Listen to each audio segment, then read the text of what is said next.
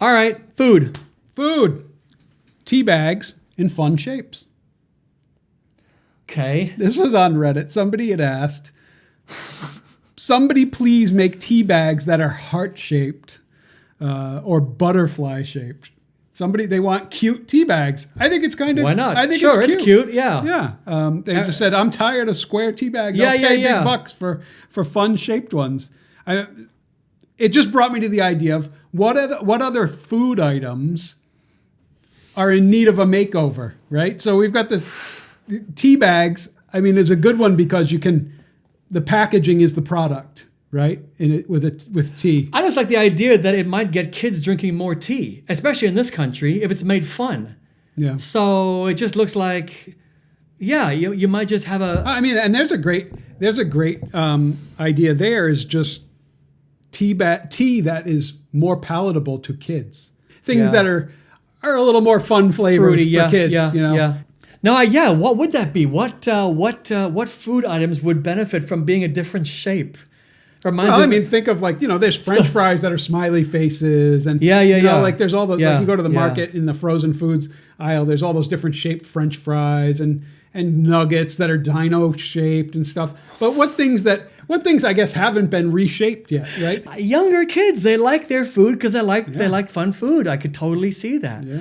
Tea bags, I think that would shaped play to foods. adults. I mean, shaped breads, crackers already. There's a lot of shaped crackers, but breads, because sandwiches, kids like to have playful sandwiches because you can put anything on a sandwich. So why is all sandwich bread the same shape? I know some people because kids don't like crust. I know some people will use cookie cutters to cut out the bread. Or I have seen square watermelons that they have. Yes. They grow them in molds. Weird. Yeah, I've seen that. Or tomatoes or something. No, I've seen that. I've seen that for sure. Yeah, which is kind of interesting. I kind of like the idea of fruits shaped in things that just throw your brain off a little bit, All right. So I eat granola bars a lot. And I know they do sometimes sell the little cups of granola and things like that. But it's a pain in the butt. Having it in a bar form is much easier. And I saw this one post by Shinbatsu, I'm not sure if I'm saying that right. Their idea was, and this is kind of my idea coming out of this, but their idea was food like dog food, but for people. Well, first of all, I wouldn't call it dog food if you want people to buy it. For convenient, healthy meals on the go. So cut out the first part. Convenient, healthy meals on the go. I don't mind the dog food aspect. I just want something nutritious and healthy. It can have a whole bunch of high fructose corn syrup or even honey sometimes. Right. So let's definitely not sugar.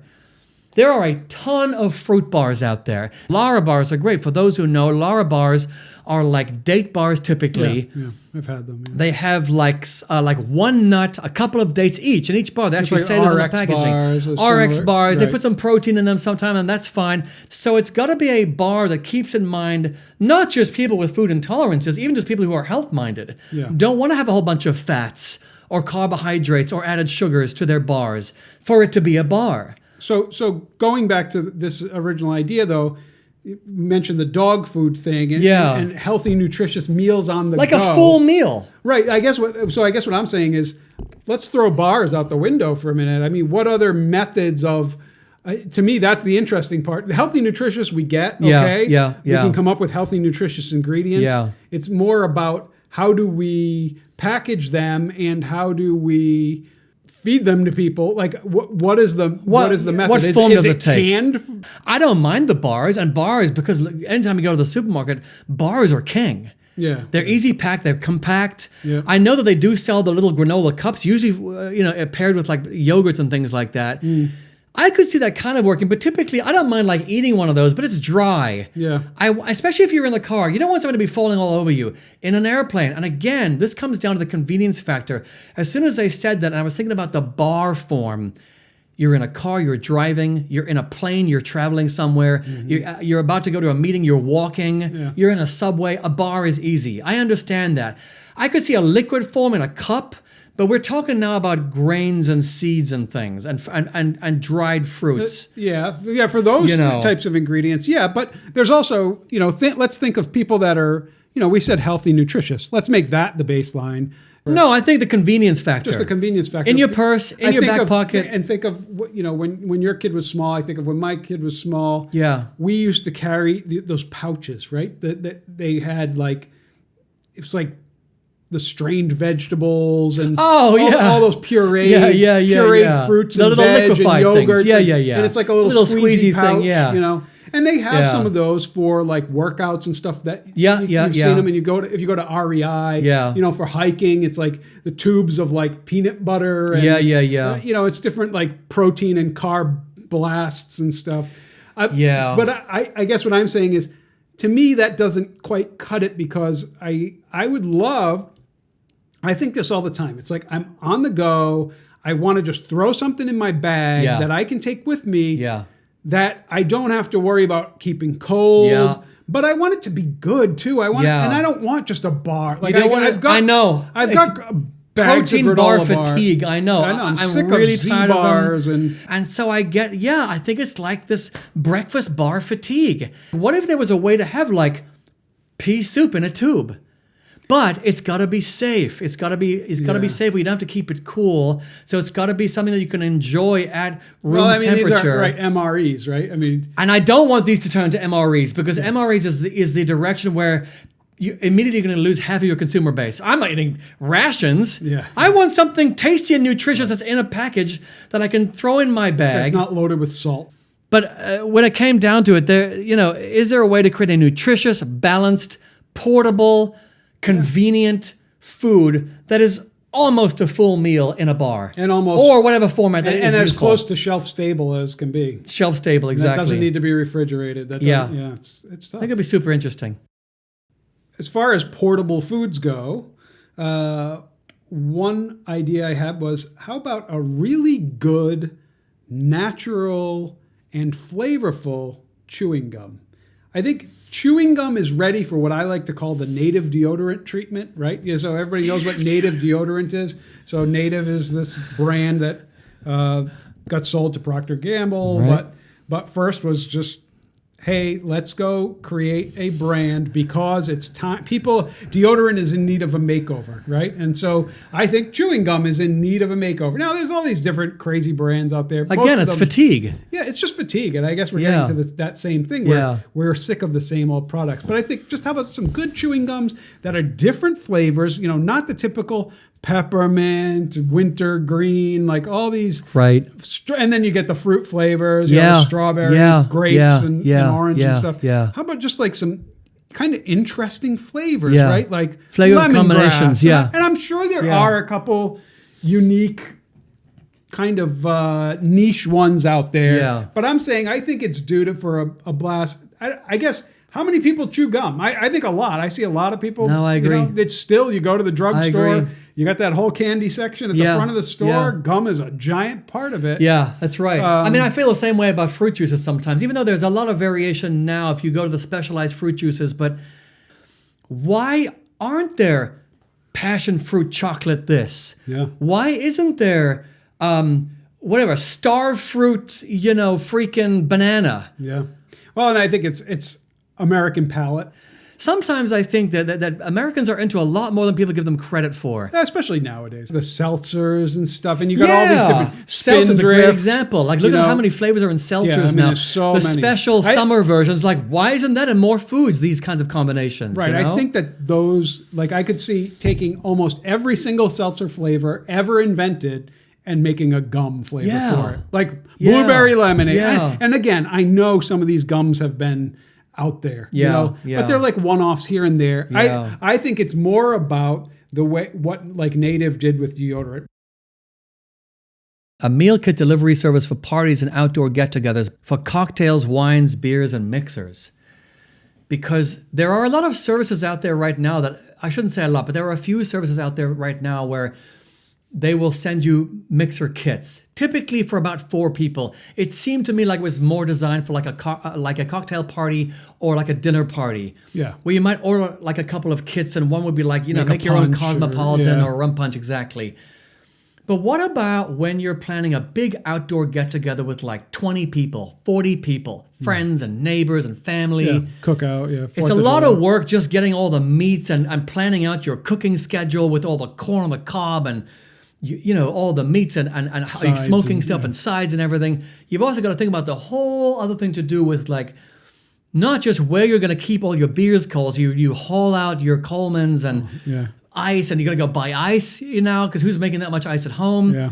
I would love to be able to have stuff out where people could mix their own drinks. It makes it more fun, you know? A whole ton of different mixes. A place that just delivers 2 cases of cool beer, or maybe they deliver six packs of awesome European beers, or, you know, whatever a whole mix of Pilsners, and because you know you're going to have that kind of crowd, and you're going to have maybe a bunch of kids at this party. This is not a cocktail party or a dinner party. Seltzer soda, juice, whatever. You want to have a couple of different selections of wine.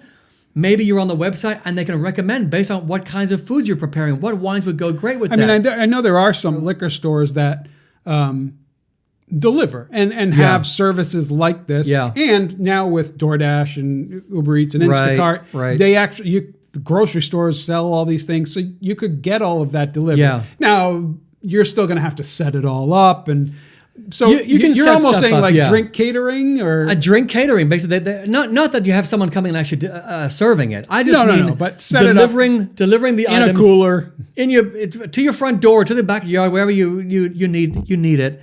Just to reduce the amount of work. Because there's a lot of work putting on a party. It is, Even just going and shopping for all the food. Yeah. Is a huge grocery run. It's probably a few grocery runs sometimes. And prepping Not to mention and everything else. And storing all that. And your freezer is full up with all the food you're going to cook like 2 days later, because, you know, you can't go shopping in the morning of. You'll be exhausted by the end of the day, right? So adding all the drinks to that's just one more layer of complexity. And I'm always wondering, like, why isn't there a service for this where I can just call them up, deliver the stuff for me, and I'm done? So, one of my favorite all-time foods is a junk food, but it's hard to get. There's only a couple places in the country that make it anymore, and it's McDonald's fried apple pies. McDonald's apple pies, in 99% of the McDonald's out there, are now baked or microwaved. I don't know, however they heat them up. The original McDonald's apple pie, when I was a kid growing up, was deep fried.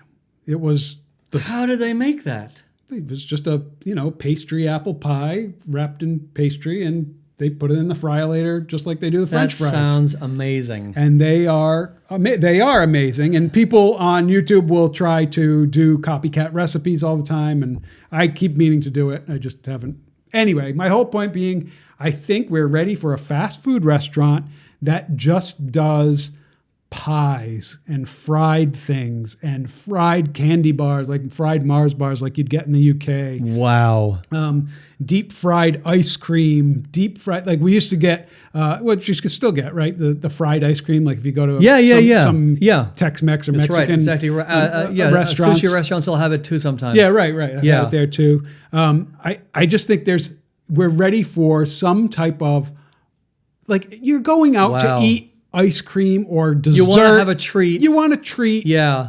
People don't care about being healthy when they're going out purposely for dessert. No, but for a treat, I can totally see that. I would go there, yeah. Right. So I got the perfect name for it too. You call it angioplasty. No, but to be fair, it's true. Like, people will go to Baskin Robbins because they want, ice cream. Yeah. I would totally go to a place like that. I know. That sounds amazing. I think somebody needs to bring out some Yeah. Really, and that brings me to one other thing, which I'll just touch on real quick. Kind of adjacent to it is just pies, like meat pies, like, you know, like you get in the UK. You don't have to sell me on that. You know, good like steak and kidney pies. I know. That is a great point. Fish pies. Sausage rolls. Yeah, just like little hand pies. Because, I mean, I don't know if you know, but when you go here and you get like a pork pie, or if you get like one of those Jamaican pies. Yeah, beef patty. They are a far cry from a British meat pie. Right. A British meat pie. And I'm from South Africa. You know that I have raved about my pies. I even try to make them. They were so hard to make. I mean, I've had them all over the UK. They are amazing. You get like, and it sounds gross, but they're amazing. Like, like a pepper curry steak, one or- curry. Yeah. The ones they call a Cornish pasty, which I believe is chicken and Well, it could be anything. vegetables. Cornish pasty is just kind of the shape. The shape of it, and the way they make it. They have and- chicken mushroom. They have yeah. like steak Oh, yeah. and kidney, which is my favorite. That's- And it yeah. sounds gross, but it's amazing. Yeah. Sausage rolls, which are it's basically a flaky pastry, Right, with some with sausage in full of gravy and meat pieces and like potato and vegetables. Yep. It's like a total meal in You there. know, this is that same thing about this sharing the kind of global cuisines. Yeah, and you feel like America is just losing out on such a great, edible lunchtime meal, even at dinner time. I would eat dinner all the time. There's your portable. I don't know about healthy. It's not portable. They are super messy, and they are not healthy. Yeah. They're not healthy at all. But pies, boy, are they good. I know. And I feel like if I was going to go out for fast food one night, am I going to go to get McDonald's or KFC or even sushi? Right. 9 times out of 10, I will go and get a meat pie. I know. They are unbelievable. I love them. So yeah, those are kind of my. Well, there's a whole bunch of things we can touch on, maybe in a future episode, of nostalgia foods. Yeah. There is a mountain of them. Which for you and I will be totally different. Maybe right? not as different as you think. No, but I mean, like But yeah, from your childhood, like that McDonald's brands thing and, is, sure. Whereas You grew up with different brands from me, for sure. And I had some European, I had some British, but Right. yeah. Going back to one of the ideas I talked about on this episode about food intolerances, and I'm only bringing this up because one of the ideas I keep coming up whenever you get this whole thing about like what product do you wish existed, it always goes back to Star Trek. I want the replicator. I want the transporter. I want the tricorder, right? One of the ideas that came out, this is by David Miller, he said, he wants a real-time testing device that tests restaurant food for food poisoning pathogens. Now, let me just set the stage here. No, you can do it, but we are way in the future. We can do COVID tests right now at home, but that's one viral strain typically. Basically a cold test. You can do it, we figured it out. Most other things, you need a giant-sized machine to measure the chemical compounds in a substance. You can't put that in your pocket, much less in a restaurant. Like an ATM machine, you would have a tester. Yeah. Maybe in some future you could, but what are you going to do? Walk up to the machine with your plate of food like, what's in here? It should be as it comes out of the kitchen. I don't know. I don't know. Anyway. But once again, for someone like me who has developed food intolerances, and people out there, again, will know it is a pain in the butt going out to eat at restaurants. Could you take a photo of it and have an AI scanner look at the menu item and tell you should probably not order that because it's liable to have this kind of stacking going on, where it's got a few too many possible things where if you put them all together, that's probably not for you. And this is not the same as allergens. Allergens, people who are allergic to foods, they know, and even the staff know. Sure. Dairy, you cannot eat this. Seafood, shellfish, you cannot eat this. Right. You know, Peanuts, and they know. yeah. Peanuts, you cannot eat this. Yeah. But intolerances are a little more subtle than that. And there are many more intolerances out there, I think, than there are allergens. Yeah. And that to me would be I would buy whatever tool you could put into my cell phone or a device that would measure or read or whatever. I don't know what that looks like. I don't know what that looks like. Not my wheelhouse. And maybe someone else I'm not out sure. there knows what that might look like. You stick it in the food, or maybe it's just an app that just looks at I thought you were going. I thought you were going somewhere totally different. I thought you were going into salmonella. I thought you were going to say, because you said the COVID thing, so I was like testing. I could actually see that. I mean, you can test for that. Like if somebody could come up with a rapid test where you could stick like a probe, a toothpick of some kind into your cheeseburger, pull it out, you stick it in some little solution, and in a few seconds it'll tell you if that food has salmonella. Especially for travel. This is just survival of the fittest, and it's the planet's way of getting rid of you weak people.